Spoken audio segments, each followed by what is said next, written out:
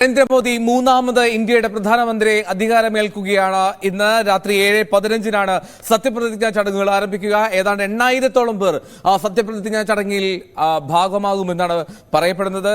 നിരവധി വിദേശ രാജ്യങ്ങളിൽ നിന്നുള്ള തലവന്മാരും ഈ അതിഥികളും ഇവിടെ സത്യപ്രതിജ്ഞയ്ക്കായി ഡൽഹിയിലേക്ക് എത്തിച്ചേർന്നുകൊണ്ടിരിക്കുന്നു. നമ്മൾ നേരത്തെയും ദൃശ്യങ്ങളിൽ കണ്ടു പല വിദേശ വ്യക്തിത്വങ്ങൾ ഡൽഹിയിലേക്ക് എത്തുന്നതും അവരെ സ്വീകരിക്കുന്നതും. രാകേഷ് ചേരുന്നുണ്ട് വിവരങ്ങളുമായി ന്യൂസ് ഡെസ്കിൽ നിന്ന്. രാകേഷ്, അങ്ങനെ സത്യപ്രതിജ്ഞയിലേക്ക് അടുക്കാൻ ഇനി മണിക്കൂറുകൾ മാത്രമാണ് ബാക്കിയുള്ളത്. പ്രധാനമന്ത്രിയുടെ മൂന്നാമത്തെ ഊഴമാണ് നരേന്ദ്രമോദിക്ക്. അപ്പോൾ കേരളത്തിൽ നിന്നൊരു കേന്ദ്രമന്ത്രി ഉറപ്പായി, മറ്റൊരു കേന്ദ്രമന്ത്രി ഉണ്ടാകുമെന്നുള്ള വിവരങ്ങളൊക്കെ വരുന്നു. ഈ മറ്റ് മന്ത്രിമാരുടെ കാര്യത്തിൽ, വകുപ്പുകളുടെ കാര്യത്തിൽ അതിൽ വ്യക്തതയായോ? പ്രത്യേകിച്ചും സുപ്രധാന വകുപ്പുകൾ ആരൊക്കെ, എന്തൊക്കെ എന്നുള്ള തലത്തിൽ?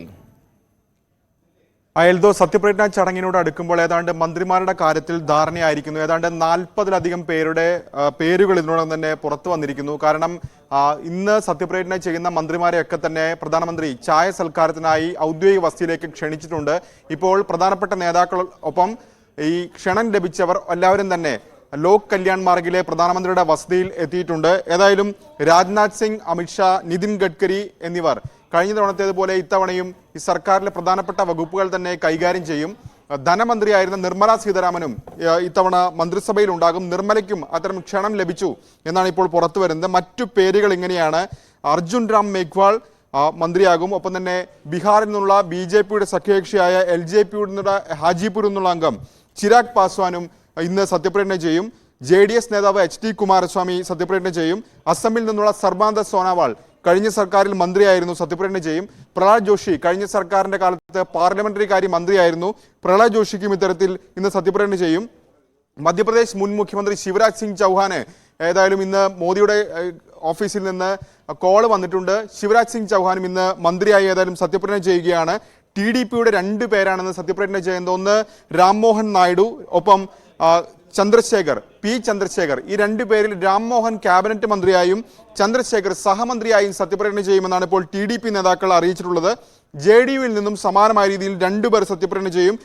ലലൻ സിംഗ് മുൻ ദേശീയ അധ്യക്ഷനാണ് അദ്ദേഹം JDUവിന്റെ. ഒപ്പം രാംനാഥ് താക്കൂർ JDUവിന്റെ പ്രധാനപ്പെട്ട നേതാവാണ്. ഒപ്പം കർപ്പൂരി താക്കൂറിന്റെ മകനുമാണ്. അപ്പോൾ ആ 2 പേരായിരിക്കും സത്യപ്രതിജ്ഞ ചെയ്യുക. പ്രതാപ് റാവു ജാദവ് ആയിരിക്കും ശിവസേനയെ പ്രതിനിധീകരിച്ചുകൊണ്ട് കേന്ദ്ര മന്ത്രിസഭയിലെത്തുക. ഇതിന് പുറമെ K അണ്ണാമലെ വരുമെന്ന ചില റിപ്പോർട്ടുകൾ ഉണ്ടായിരുന്നെങ്കിലും ഇക്കാര്യത്തിൽ സ്ഥിരീകരണം ഏതായാലും ഈ ഘട്ടത്തിൽ ഉണ്ടായിട്ടില്ല. ഒപ്പം തന്നെ മനോഹർലാൽ ഖട്ടർ, ഹരിയാന മുൻ മുഖ്യമന്ത്രിയാണ്. ഇത്തവണ അദ്ദേഹം ലോക്സഭയിലേക്ക് തെരഞ്ഞെടുക്കപ്പെട്ടിരുന്നു.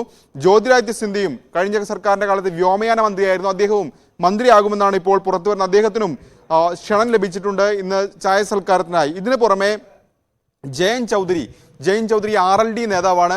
ജയൻ ചൗധരിയും ഏതായാലും ഇന്ന് സത്യപ്രതിജ്ഞ ചെയ്യും. കഴിഞ്ഞ സർക്കാരിന്റെ കാലത്ത് ആരോഗ്യമന്ത്രിയായിരുന്ന മൻസുഖ് മണ്ഡ്യയ്ക്ക് ഇത്തരത്തിൽ കോൾ എത്തിയിട്ടുണ്ട് മോദിയുടെ. അദ്ദേഹവും ഇന്ന് സത്യപ്രതിജ്ഞ ചെയ്യും. ഇതിനു പുറമെയുള്ള മറ്റ് പ്രധാനപ്പെട്ട നേതാക്കളൊന്ന് അശ്വിനി വൈഷ്ണവ്, പീയൂഷ് ഗോയൽ, കിരൺ റിജിജു, ഒപ്പം കമൽജീത് ഷെറാവത്ത് ഡൽഹിയിൽ നിന്നുള്ള MP ആണ്. കമൽജീത് ഷെറാവത്തിനും ഇത്തരത്തിൽ ഫോൺ കോൾ എത്തിയിട്ടുണ്ട്. Ramdas Athawale republic party of ഇന്ത്യയുടെ നേതാവാണ്. അദ്ദേഹവും കഴിഞ്ഞ സർക്കാരിന്റെ കാലത്ത് മന്ത്രിയായിരുന്നു. അദ്ദേഹവും ഇത്തവണ മന്ത്രിസ്ഥാനത്തിൽ എത്തിയിട്ടുണ്ട്. വീണ്ടും മന്ത്രിമാരാകും. 2 പേര് ഒരുപക്ഷെ തെലങ്കാനയിൽ നിന്ന് മന്ത്രിമാരായേക്കും എന്ന സൂചന കൂടി പുറത്തു വരുന്നു. കാരണം തെലങ്കാനയിൽ സമീപകാലത്തെ ഏറ്റവും മികച്ച പ്രകടനം BJP നടത്തിയിരുന്നു. 8 സീറ്റുകൾ നേടി. അപ്പോൾ ബണ്ടി സഞ്ജയ് മുൻ സംസ്ഥാന അധ്യക്ഷനാണ്. അദ്ദേഹം മന്ത്രിസ്ഥാനത്തെത്തിയേക്കാം. ഒപ്പം നിലവിൽ നേരത്തെ കേന്ദ്രമന്ത്രിയായിരുന്ന G കിഷൻ റെഡ്ഡി, അദ്ദേഹമാണ് ഇപ്പോൾ സംസ്ഥാന അധ്യക്ഷൻ. G കിഷൻ റെഡ്ഡിയും എത്തിയേക്കാം.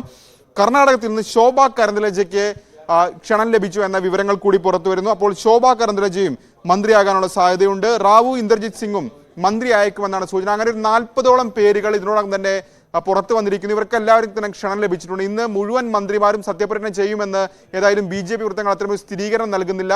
ഒരുപക്ഷെ 40 പേരോ മറ്റോ ഇന്ന് സത്യപ്രതിജ്ഞ ചെയ്തുകൊണ്ട് പിന്നീടായിരിക്കും മറ്റു മന്ത്രിമാരുടെ കാര്യത്തിൽ തീരുമാനമുണ്ടാവുക.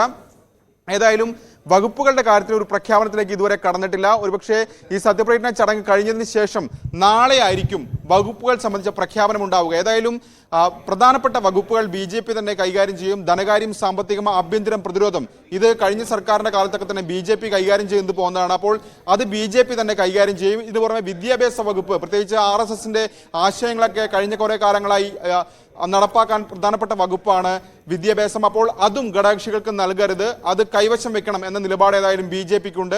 ഒപ്പം റെയിൽവേയുടെ കാര്യത്തിൽ അന്തിമ തീരുമാനത്തിലേക്ക് എത്തിയിട്ടില്ല. JDU ആ വകുപ്പുമായി ബന്ധപ്പെട്ടുകൊണ്ട് JDUവിന് താല്പര്യമുണ്ട് എന്ന് അറിയിച്ചിട്ടുണ്ട്. അതുകൊണ്ട് തന്നെ റെയിൽവേ എന്തു ചെയ്യും എന്ന കാര്യത്തിൽ തീരുമാനത്തിലേക്ക് BJP എത്തിച്ചേരുകയും ചെയ്തിട്ടില്ല. പക്ഷേ വിദ്യാഭ്യാസ വകുപ്പ് ഏതായാലും വിട്ടുകൊടുക്കേണ്ടതില്ല, ഒപ്പം IT വകുപ്പും വിട്ടുകൊടുക്കേണ്ടതില്ല നിലപാടിലാണ് BJP ഉള്ളത്. എൽദോ, വളരെ നിർണായകമായിട്ടുള്ള വകുപ്പ് വിഭജനം അത് തുടർന്നുകൊണ്ടേയിരിക്കുകയാണ്. കൃത്യമായുള്ള വിവരങ്ങൾ അത് പുറത്തു വരുന്നതേ ഉള്ളൂ എന്നാണ്